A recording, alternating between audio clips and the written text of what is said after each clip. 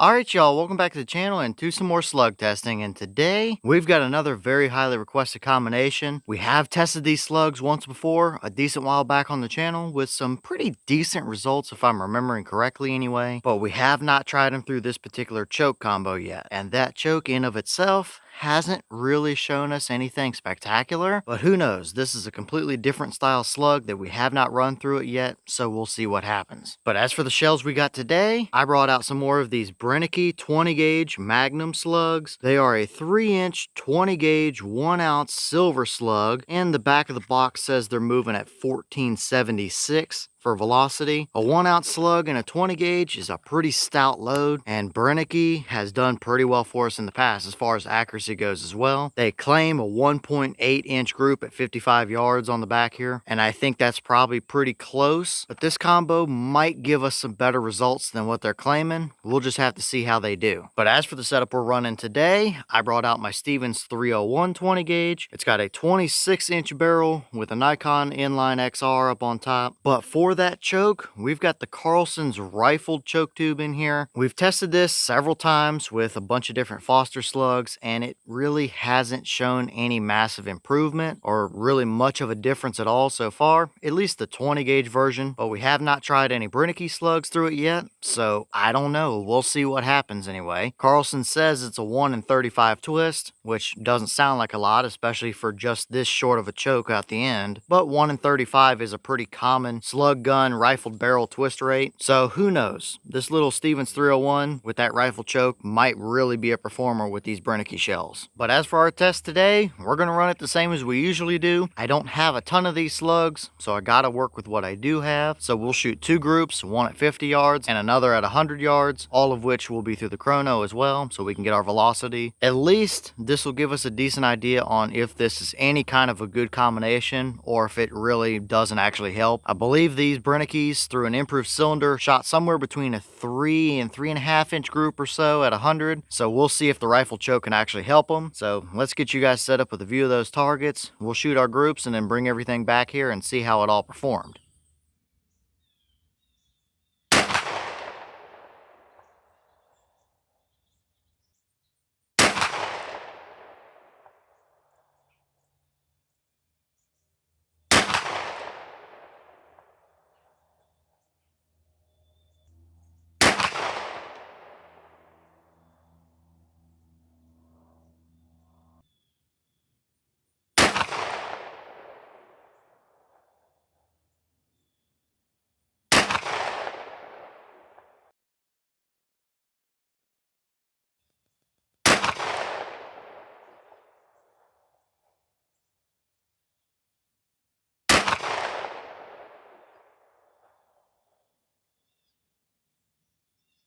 Alright, so let's take a look through our velocities real quick before we look at our target. Last claim was 1476. And I do believe we were seeing about that claim from our 26 inch barrel. For a high, we had 1504. For a low, we had 1392. That gave us an average of 1448. So just a little bit below their boss claim, but we did have that lower 1300 number in there as well. So that could have dropped our average just a little bit. I don't believe it was an error, but it was kind of right on the edge where I guess it could have technically been. Either way, 1448 is our average and not very far off from their claim. But it gave us an extreme spread of 112, so not super consistent, with a standard deviation of 36. So at an average of 1448, here's your energy number for a 1 ounce 20 gauge slug at that velocity. That's plenty good enough for your average deer hunt scenario, but were they accurate enough through that rifle choke to actually do the job or not? Let's go check out our target and see.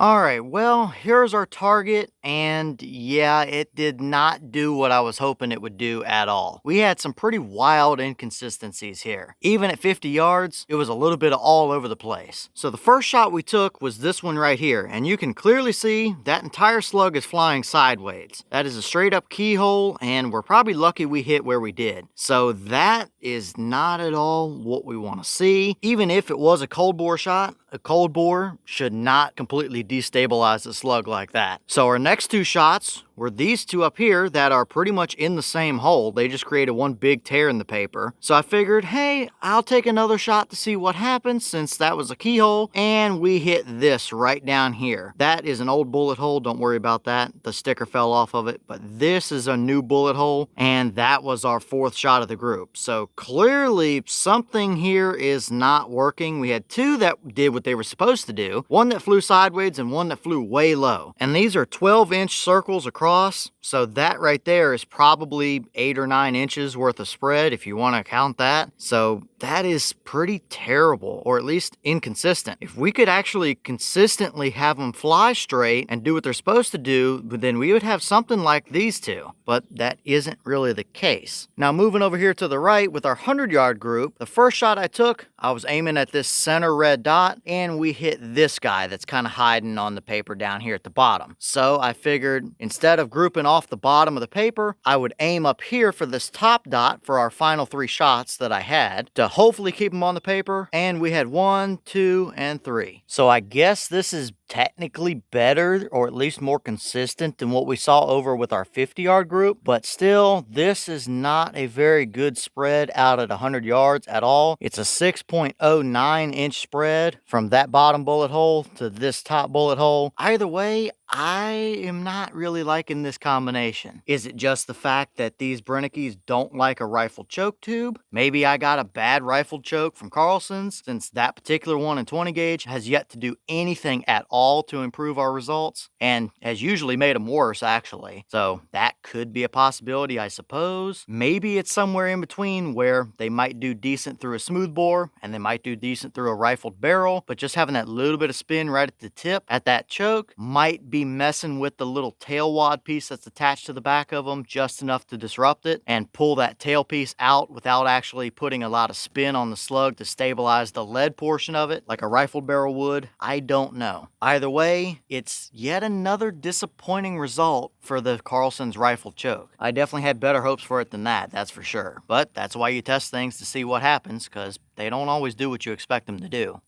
Alright y'all, well, what did you think about that result right there? It is not exactly what I was expecting or hoping to see, that's for sure. I think we should have probably seen a little better than that, but that's why you test a bunch of different stuff and see, because sometimes the combos you think are going to do well just don't, and other times the potentially terrible combos end up doing pretty decently. So just kind of luck of the draw sometimes, I suppose. And for the people curious, that scope is perfectly fine, everything is tight as far as rings and rail and everything like that goes. I checked the choke in between each of our shots, and the choke never came unscrewed or anything like that, so not at all concerned there. There's no excessive lead fouling or anything like that going on either, so it's just a combo that didn't work out. So I don't know. I've got a couple other slugs that we can test through that choke and see what happens. Another rifled slug or two, and then another Brenneke slug as well, the KOs. So who knows, we'll see what happens. Maybe the 1 ounce weight was too much for it, I don't know. But leave all your thoughts down below. Is it about what you expected to see? Were you a little surprised one way or the other? Have you tested any of these 20 gauge Brenneke Magnum slugs? And if so, what kind of results have you seen from them? If you have one of these Carlson's rifle chokes in 20 gauge, how has it performed for you? The 12 gauge one has been okay for me so far, but the 20 gauge one, little different story. So I'm curious what it's done for any of you guys. And you can let me know what other combos or slugs might you want to see through that 301 or that rifle choke or anything like that. So leave all your thoughts down below. But with that being said, I'm going to get back to it. As always, we have the channel Instagram as well as the mailbox where you can send stuff if you'd like. All the information will be in the description if you're interested in it. But I'm going to get back to it, so I'll see y'all in the next one.